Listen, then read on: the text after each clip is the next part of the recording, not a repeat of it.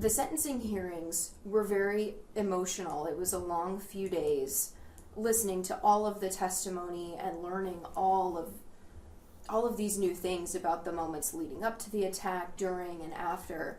What was it like for your family to be at those hearings and to be learning those things and see the end result?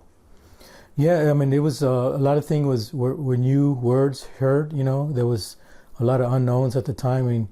I think even Janie told us some of the items that happened to her, but not fully, until then. And then, I wasn't in the courtroom at the time, but because I was still going to be testifying to some effect.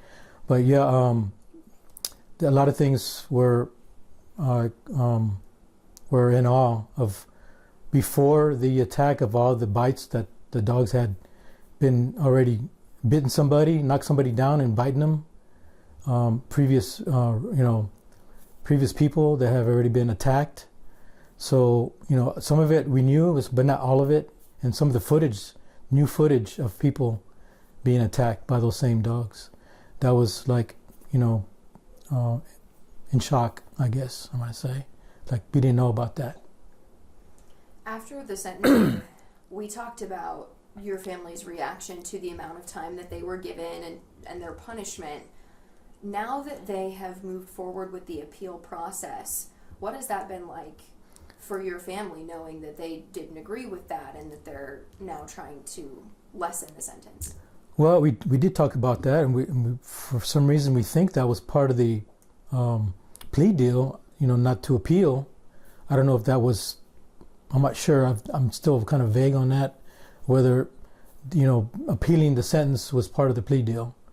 Like, we thought that was it, whatever sentence you get is what you get. And wasn't aware that they could appeal that sentence. We thought that was part of the plea deal, that you couldn't appeal it after being sentenced.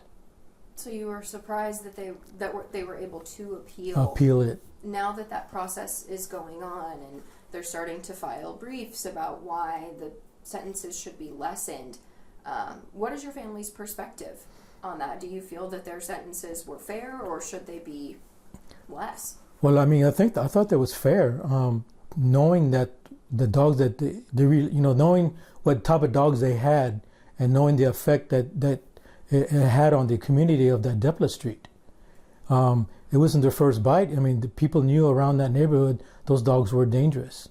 So they knowingly had those dogs unsupervised, and they were able to get out of the fencing knowingly. So there's no ignorance to that. So I think it was a fair sentence. And I guess it sets a bar also for anybody else or anyone else, knowing that they have a dangerous dog and they have to really pay attention on their pets.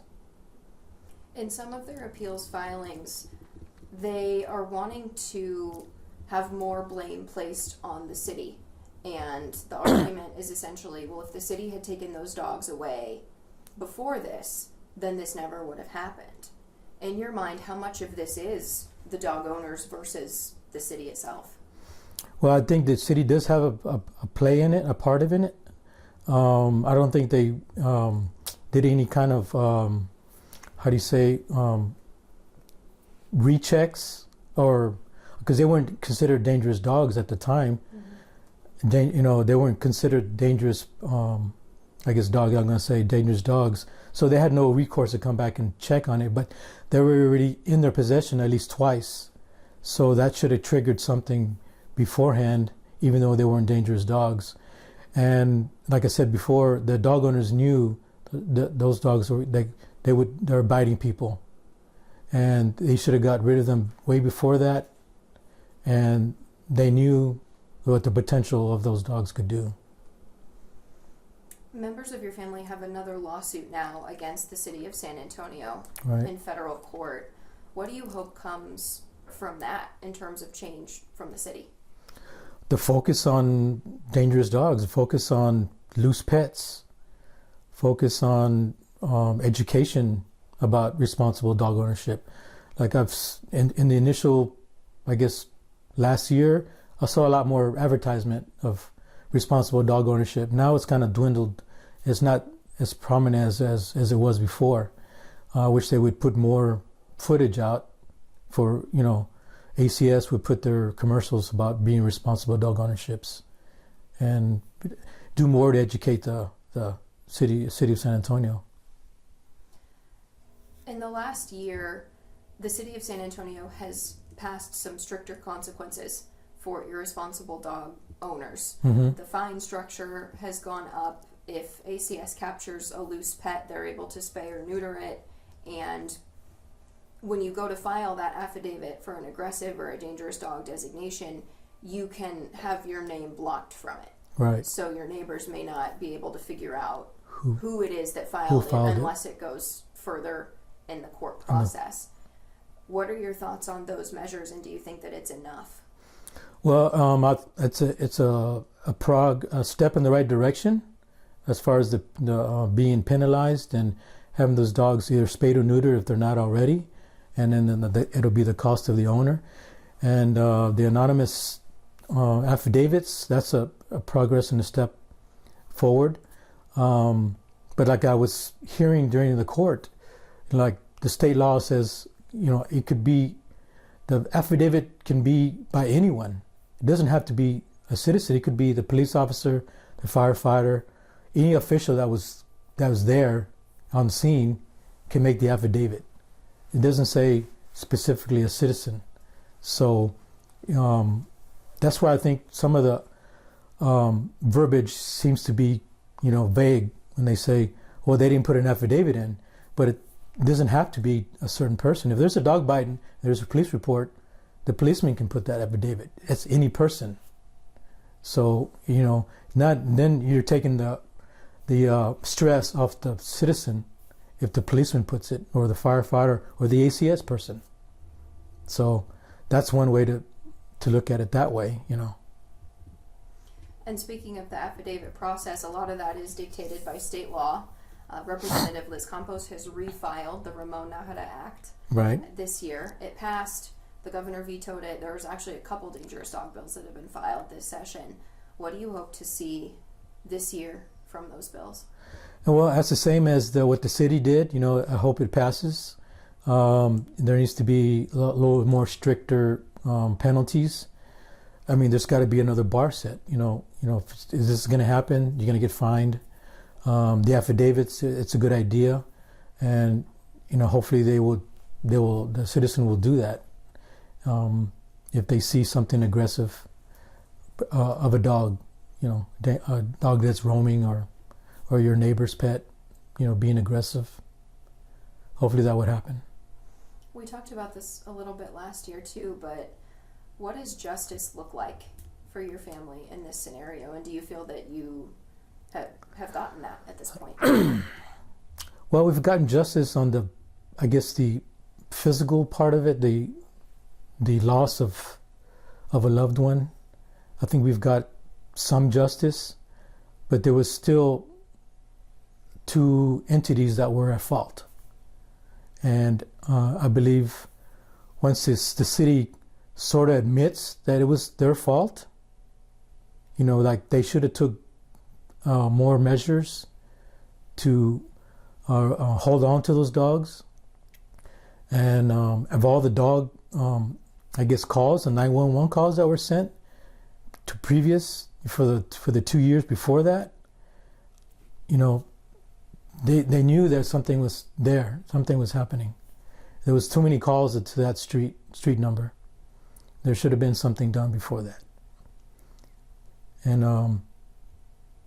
I think justice would be that, our city is a little bit safer with some of these laws that have been enacted and policies, city policies, that we are able to feel comfortable that we're going to walk outside and not get attacked by a vicious dog. One of the justifications the governor used in vetoing the act the first time around was that penalties are already stiff enough and that the criminal justice system is doing its job. Obviously, here in San Antonio, we have seen a few more deaths because of dog attacks since 2023. What message do you think that sends to lawmakers and the governor about how widespread this issue really is?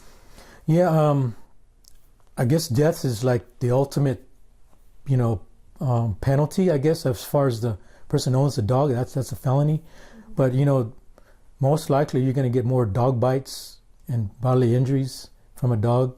And, stiffening those penalties, because, still, even if you get bit, that's a very traumatic thing for somebody. I know the deaths are really tragic, but I think the more the dog bites are more prominent than somebody getting killed. And I think, putting the penalties a little bit higher will keep, maybe hopefully it'll let dog owners know that, they gotta be responsible if they have a large breed dog, and I guess, train them properly. It's all about, how you bring them up. We were talking about how it seems like just yesterday that this happened, even though it's now been 2 years. How is your family keeping your father's memory alive? Well, like today, we went to go visit him at the cemetery the day of the incident, the fatal incident. I think about him every day, basically, what he would be doing.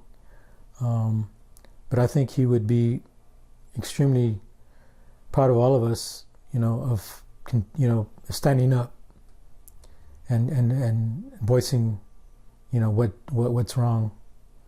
And I think he would be proud of some of the city leaders. They've stepped up. I really, it takes government takes a little bit to start rolling on processes, but the city, council, they went and anonymously, did their policy changes, updates, and of course Liz Campos is now refiling her bill, and so there's the effort's still there.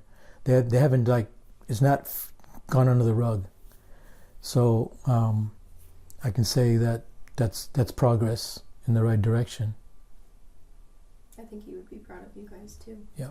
It's been really cool to watch you all in Austin and here advocating for stuff like that, because that's not easy. That doesn't come naturally to everybody. No, yeah, I know. It's when it was going to the Senate, we were talking to the committee there, and the Whitmire was the committee chair at the time, and he said if he doesn't say yes or no, if he doesn't agree, then it stops there.